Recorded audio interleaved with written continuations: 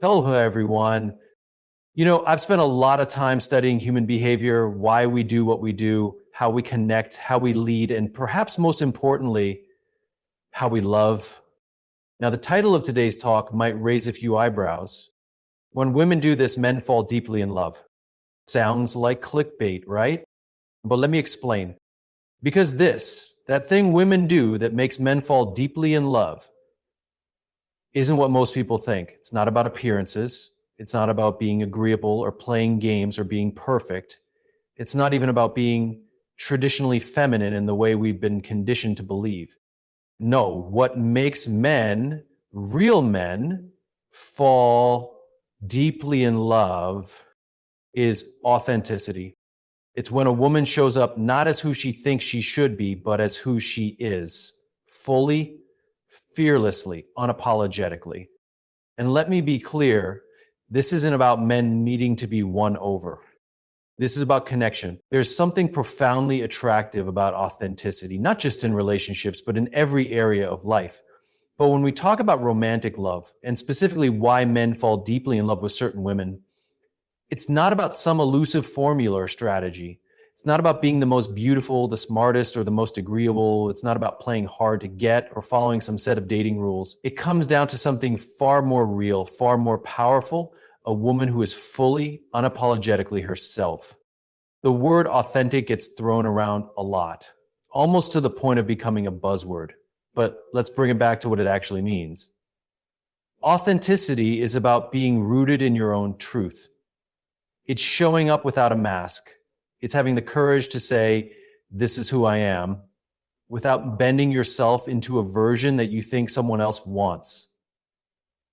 And when a woman does that, when she embodies that kind of self-ownership, she becomes magnetic, not because she's trying to be, but because it's rare and we're drawn to what's real. Here's the thing, people can sense when you're performing, even if they can't quite put their finger on it, they feel it. There's a subtle tension in the air, a little disconnect. And on the other hand, when someone is being real, truly real, the atmosphere changes. It becomes relaxed, inviting, even warm. That's the energy that draws people in, and in relationships, it's what allows intimacy to form. Men, contrary to what popular culture often portrays, don't fall deeply in love with an idea or a fantasy, not if they're emotionally healthy and truly ready for a relationship. They fall in love with presence, with truth, with the kind of woman who doesn't hide behind curated charm or perfection, but who instead invites them into her world as it actually is. Now, this isn't to say vulnerability is easy. In fact, authenticity is one of the bravest things a person can offer because it means choosing to be seen. It means letting go of control of how you're perceived, of how the other person might react, and that's scary. But it's also where the magic happens. Because when you drop the act and just show up, you create the possibility of being loved for exactly who you are. And isn't that what we all want? Not to be admired from afar, but to be understood up close? There's a quiet power in a woman who knows who she is and stands in that, not loudly, not boastfully, but with grounded confidence. She's not trying to be everything. She's not trying to be more. She's just real. She knows her values. She knows what matters to her. She has nothing to prove, but plenty to offer. And that presence, that level of self-trust, it's incredibly compelling. Because when a woman is authentic, she gives a man something rare, permission to drop his own mask. You see, men are often conditioned to hide, to stay strong, stay stoic, stay guarded. But when they encounter someone who's genuinely open, it creates safety. And when a man feels safe, when he feels like he doesn't have to pretend or posture, he starts to open too. That's when a deeper connection forms, one built not on surface level attraction, but on shared truth. In that space, love isn't about control or possession or needing someone to fill a void. It's about appreciation, admiration, mutual respect. When a man falls in love with an authentic woman, he's not falling for a role she plays. He's falling for the real her, the highs and the lows, the grace and the grit, the softness and the strength. And because she's not performing, that love has room to grow into something real, sustainable, and deep. Of course, none of this means that being authentic guarantees you'll be loved by everyone. In fact, it guarantees you won't be, but that's actually the point. Authenticity acts like a filter. It repels the wrong people and draws in the right ones who resonate with you, who align with your values, who see you and say, yes, that's exactly who I've been looking for. And isn't that better than being liked by everyone for someone you're not? The truth is, love that's built on performance is exhausting. It eventually collapses under the weight of expectations and unmet needs. But love that's built on authenticity, that's the kind that lasts. That's the kind that deepens over time rather than fades. So when a woman chooses authenticity, when she lets herself be seen, heard, and known, she's not just creating the possibility for real love. She's leading, she's setting a tone for the kind of relationship that's rooted in truth, not fantasy. And that is when men fall deeply in love, not with an image, not with an idea, but with the beautiful, powerful, imperfect truth of who she really is. Let's talk about something that doesn't get enough credit in love: vulnerability. Not the fragile kind, not the dramatic, tear-soaked movie scene kind. I'm talking about the quiet, steady kind, the kind that creates space for another person to truly connect with you. The kind that takes. We tend to think of vulnerability as a weakness, something to be avoided, hidden, managed, and yet it's the very thing that forges connection, because you cannot bond with someone who is completely closed off, just like you can't see what's behind a wall unless there's a window. So what happens when a woman chooses to be vulnerable? She becomes human, she becomes accessible, she becomes real.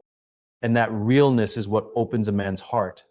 Not because she's trying to make him feel something, but because the honesty of her presence invites him to step into a space where he doesn't have to pretend either.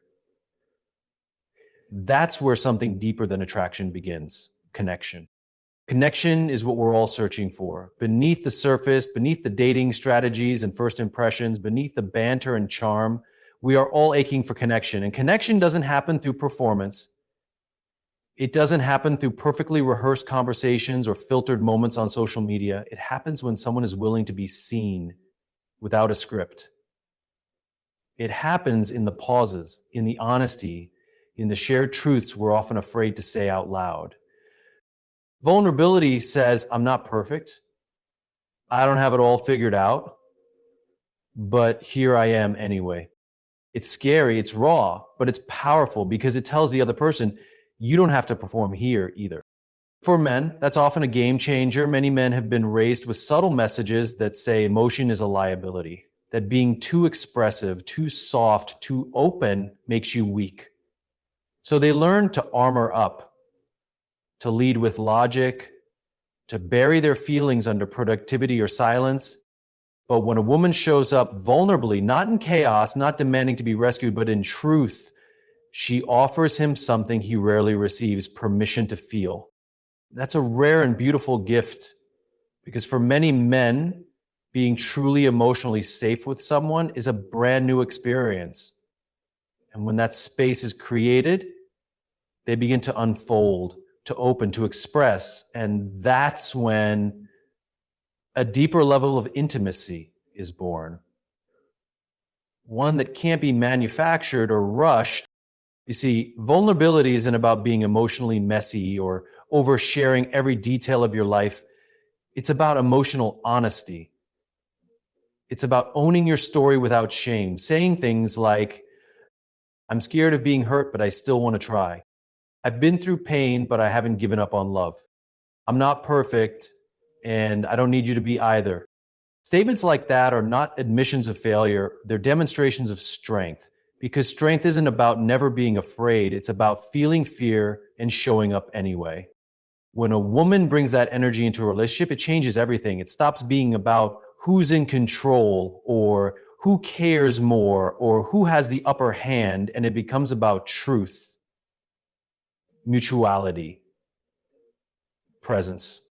A man may be drawn to a woman's beauty, to her energy, to her mind.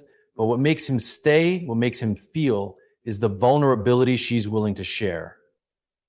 That's what anchors love. That's what makes it real. And yes, vulnerability always comes with risk. The risk of being misunderstood, the risk of being rejected, the risk of not being met in the same way. But here's the truth. Connection requires risk. There is no intimacy without the willingness to be hurt.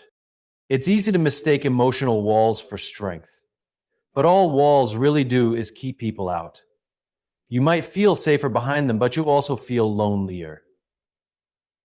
It's only when we allow ourselves to be seen, to speak the truth we've been carrying inside, that we make room for someone else to actually meet us there. If you've ever wondered what makes love last, it's not grand romantic gestures. It's not shared hobbies or physical attraction or witty conversation, although those things are nice.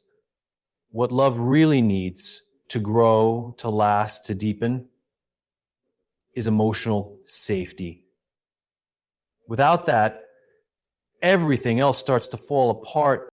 Emotional safety isn't something we tend to talk about much. It's not flashy. It doesn't sell movie tickets. It's quiet, subtle, and powerful. The kind of thing you don't notice until it's missing. But once you've experienced it, you'll never settle for less again. So what is emotional safety? It's the feeling that you can be yourself fully without fear of rejection, ridicule, or punishment. It's knowing that your thoughts, your feelings, your fears, and your imperfections will be met not with judgment, but with understanding. It's when someone says in 1,000 unspoken ways, I see you, I hear you, you're safe with me. And that safety is the soil in which love actually grows. Without it, relationships can feel like performances. You try to say the right thing, do the right thing, be agreeable, funny, impressive. But underneath it all is a quiet anxiety, a sense that if you show too much, feel too deeply, or reveal the wrong part of yourself, love will be withdrawn. That's not connection, that's pressure. And love doesn't thrive under pressure. It withers. But when a relationship is emotionally safe, everything changes. Imagine being in a space where you don't have to edit yourself, where you can admit you're tired or scared or unsure, and instead of being seen as weak or dramatic, you're met with empathy. You're held emotionally. That's when trust builds. That's when walls come down. That's when people start to actually feel each other. In that space, you don't just communicate, you connect. You start to share more of your truth, not because you're trying to get a reaction, but because you feel safe enough to be real. And that kind of emotional honesty becomes the heartbeat of the relationship. For a man especially, emotional safety can be transformational. So many men grow up with an internal script that says vulnerability equals weakness, that emotions should be managed privately, and that needing anyone makes you less of a man. So they armor up. They go silent. They man up. But when a woman creates emotional safety, not by fixing, not by mothering, but simply by being present and accepting, something shifts. That man, for maybe the first time, realized that he doesn't have to carry everything alone, that he doesn't have to hide his softer parts, that he can be a strong man and a feeling man, that he can be held to. And when he feels that, really feels that he doesn't just love her, he trusts her. And trust is the bedrock of love, because love without trust isn't really love. It's infatuation, it's insecurity, it's a longing for something deeper that never quite arrives. But love built on trust, the kind that comes from true emotional safety, that's the kind of love that endures, that holds you through the hard seasons, that strengthens when life tests you, that doesn't collapse when one person has a bad day or a rough week or makes a mistake. Emotional safety also makes space for growth, individually and together, Because when you feel safe, you don't just survive, you expand, you take more emotional risks. You say what you really think, you own your truth, even when it's uncomfortable. And that honesty becomes a gift, not a threat. When both people feel emotionally safe, conflict doesn't become war, it becomes conversation. Disagreements don't feel like personal attacks, they feel like part of the process. Because safety doesn't mean always agreeing, it means knowing that even in disagreement, the relationship won't be broken. That you can say, I'm hurt, or I need this, or I don't know, without the other person shutting down or walking away. That kind of safety builds resilience. It makes a relationship strong from the inside out. But here's the beautiful irony. Emotional safety starts with you. It's not something you demand, it's something you offer. When you show up with your own emotional honesty, when you treat your partner's feelings with gentleness, when you make space for their humanity as well as your own, you become a safe place. And often, people will respond in kind.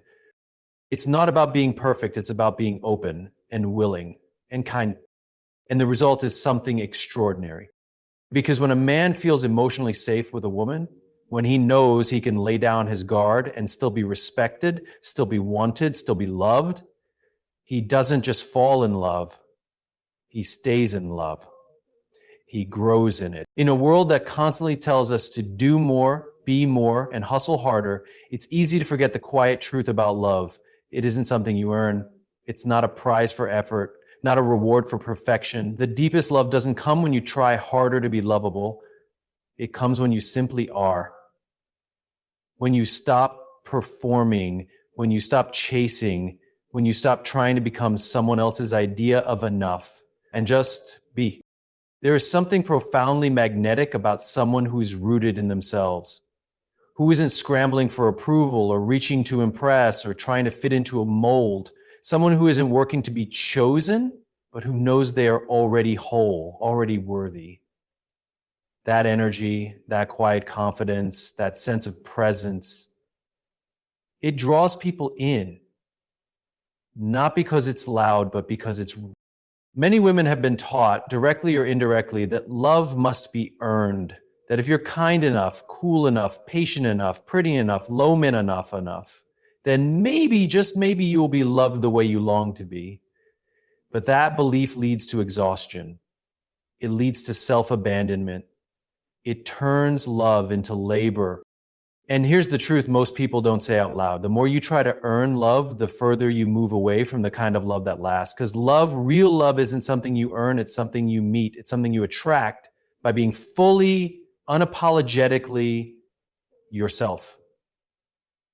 Not a version of yourself that's edited for acceptance. The idea that you have to do more in order to be loved is rooted in fear. The fear that who you are just as you are isn't enough. But what if the opposite were true? What if the moment you stop doing and start being, you finally create space for real love to find you? Think about the relationships that have felt the safest, the most connected, the most alive. Chances are they weren't about constant effort. They weren't built on managing impressions or emotional performance. They were built on presence, on being with someone in the moment, without pretense. That's the power of being. Just being. When a woman embodies this, when she lives from a place of enoughness, she changes the tone of every interaction. She's not waiting to be validated. She's not asking for permission to be herself. She's already anchored. And from that grounded place, she can love freely, not because she needs to be loved back, but because love is who she is. That kind of presence creates a completely different kind of relationship, one where both people are free, where connection is not based on keeping up appearances or tiptoeing around insecurities, where the bond is not dependent on performance, but on truth. And that kind of bond is rare because it requires people to stop performing, to stop asking, what do they want me to be, and start asking, am I being true to myself? This doesn't mean we stop growing or stop trying to be better partners. Growth is natural and love often inspires it, but growth rooted in love feels different from growth driven by fear. One says, I want to evolve because I care about you and about us. The other says, I have to change or I'll be left. One comes from presence. The other comes from panic. When you truly understand that being yourself is enough, everything softens. You no longer need to chase someone who doesn't see your value. You no longer twist yourself into shapes to keep someone interested. You don't shrink or dim your light in hopes that someone will choose you. You choose yourself, and in doing so, you invite the kind of love that sees you clearly and stays because of it, not in spite of it. Men don't fall deeply in love with perfection. They fall in love with presence, with the feeling they get when they're around someone who is real, grounded, unafraid to be seen, a woman who trusts herself, who honors her voice, who leads with her truth. That's the kind of woman who shifts the entire energy of a relationship. Not because she's trying to impress anyone, but because her very existence reminds others to come home to themselves too. That's what makes love feel safe. That's what makes it feel expansive instead of constricting. It's not about control. It's not about constant effort. It's about alignment, two people being who they are without apology and meeting each other there. So if you've ever felt like you're trying too hard, if you've ever asked yourself, what more do I have to do? Maybe that's the wrong question. Maybe the better one is, what would happen if I stopped doing and just allowed myself to be? Because when you stop proving, when you stop adjusting, when you stop waiting to be picked and start living from your own center, that's when real love finds you. Not the kind of love you have to chase or work to maintain or constantly question, but the kind that meets you right where you are and says, yes, you, just like this. And that kind of love doesn't just make you feel wanted, it makes you feel safe, seen, chosen not for what you do, but for who you are. And that is always enough.